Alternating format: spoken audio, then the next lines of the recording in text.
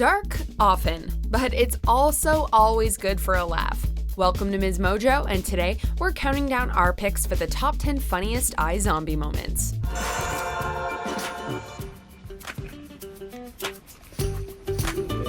For this list, we're looking at the most hilarious moments in all 5 seasons of iZombie. See? Now you know. We get the same nasty brain sludge as everyone else. I never doubted it, sir. Number 10, Frat Boy Liv.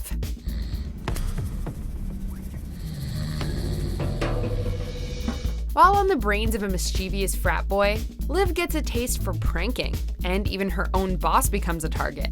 After catching Ravi asleep in the morgue office, she does what any bro would do, giving him a full face of makeup and writing the word fart on his head.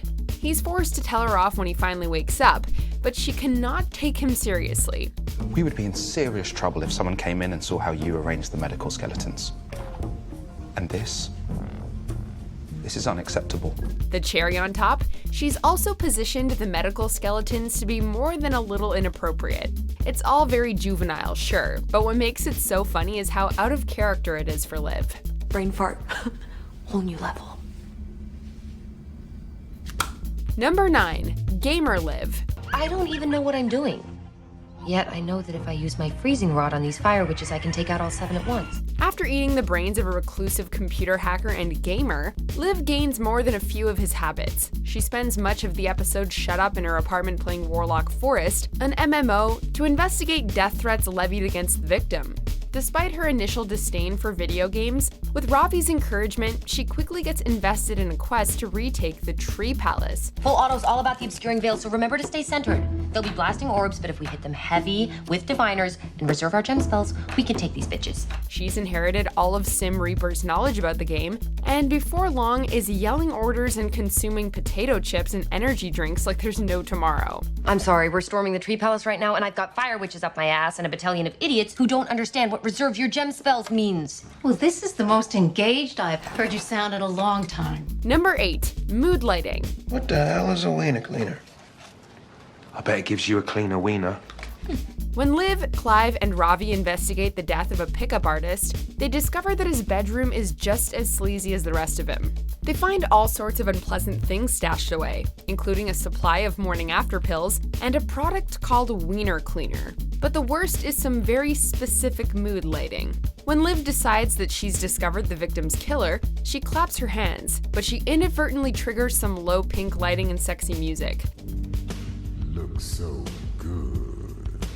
Liv and Ravi decide, jokingly, that this means they'd all better sleep together, but Clive swiftly ends the joke with a clap of the notepad.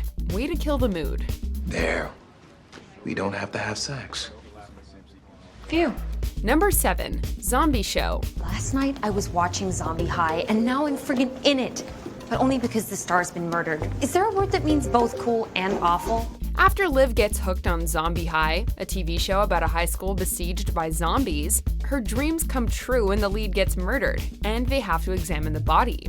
After she gets done nerding out over being on set, it's time for some actual police work, and they eventually question the zombie extras. The extras complain about being constantly ignored by the murder victim and all around unappreciated, until one suggests the novel idea of having a zombie show where a zombie is the star. A zombie show where a zombie's the star. That's dumb. It's probably the best meta joke iZombie ever pulled off, made even funnier by Clive's claim that zombies freak him out. What's with you? Why were you all twitchy? Zombie's gonna freak me out. Number 6, Visions of Ravi. Yeah, you like that? Oh, yeah.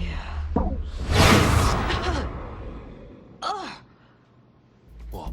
Liv eats the brain of Ravi's old boss from the CDC, Caddy Cups, whom he just so happens to have slept with very recently. While interviewing a woman about a dangerous flu outbreak, the worst happens, and Liv is subjected to an intimate vision of Ravi performing with Caddy. The most cringe-worthy moment of all is when we're treated to what Ravi thinks about to keep things going, including dead kittens and Winston Churchill. Winston Churchill eating fried chicken. Flatulent Jabba the Hutt. Liv can barely look at him for the rest of the interview and orders him to stay on the other side of the room for the next one. We're not sure who we feel worse for, him or Liv. Did you just have a... Was I in there?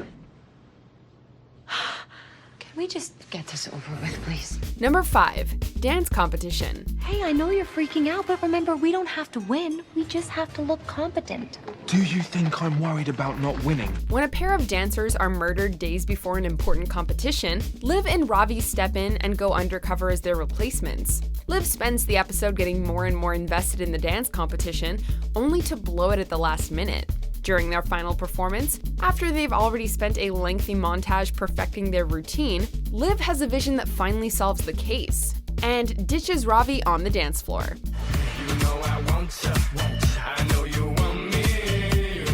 He's left with no alternative but to start flossing all on his own. If nothing else, you have to give him credit for courage.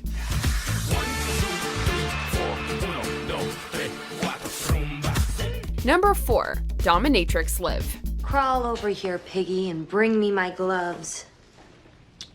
No. Liv finds herself a little out of her depth when she needs to eat the brain of a dominatrix known as Sweet Lady Pain. To make matters worse, this is the first blue juice brain Liv eats on the show, and the treatment makes the visions extra intense. Things start off simple enough with her ordering Clive around, and her wardrobe taking a turn for the extreme. She soon starts treating everyone they interview like a client, ordering them to do an array of things, including licking hot sauce off her boot. Sorry? Down on all fours.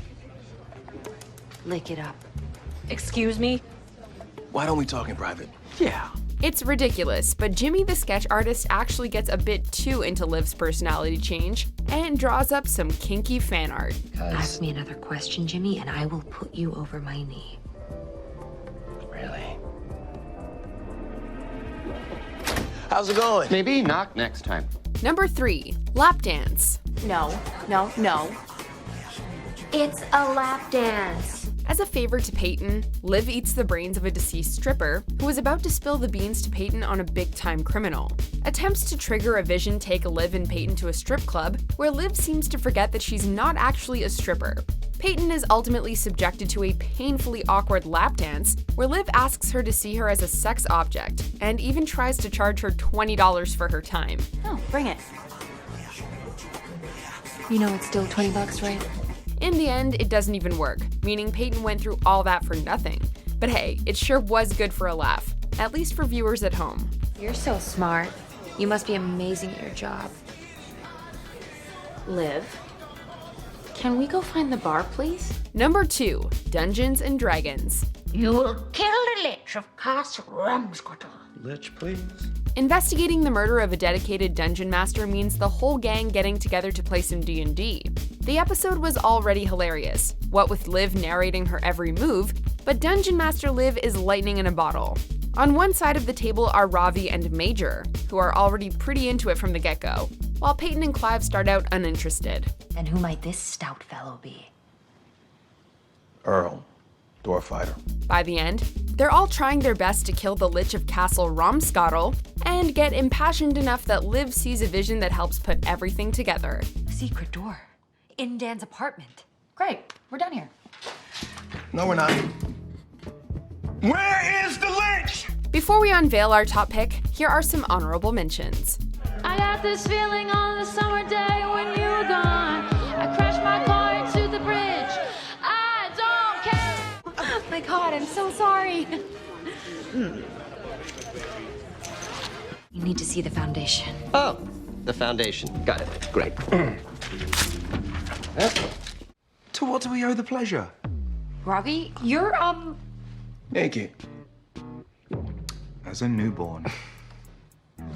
I can't. You know when you think you have a great idea and then you do it and it's not so great after all? That's kind of what's happening here. Before we continue, be sure to subscribe to our channel and ring the bell to get notified about our latest videos. You have the option to be notified for occasional videos or all of them. If you're on your phone, make sure you go into your settings and switch on notifications. Number 1. Teenage Girl Brains. No. If they want to eat brain mash, let them eat brain mash. But in this house, we eat whole brains and we solve murders. When a father and daughter die in a car accident, it's up to Liv and Major to eat a brain each. Because Liv already ate some of the dad's brain, Major gets stuck being a teenage girl. becoming more of a stereotype with every scene. He starts out by trying to give Ravi relationship advice that isn't very well received, especially when he gets emotional over whether he and Ravi are best friends or not. Totally best friends, right? He even agonizes over the quality of his selfies. The best moments, however, are when Liv and Major interact, with Major getting frustrated at Liv's embarrassing dad jokes. I don't think Miley Perry Gomez wants her fans going deaf. Oh my God, you are so embarrassing. Stop trying to be funny. Lower the music, young man. It's not even that. Major? I'm just trying. Don't make me ask you again. Whatever, I'm turning it down. Do you agree with our picks? Check out this other recent clip from MsMojo and be sure to subscribe and ring the bell to be notified about our latest videos.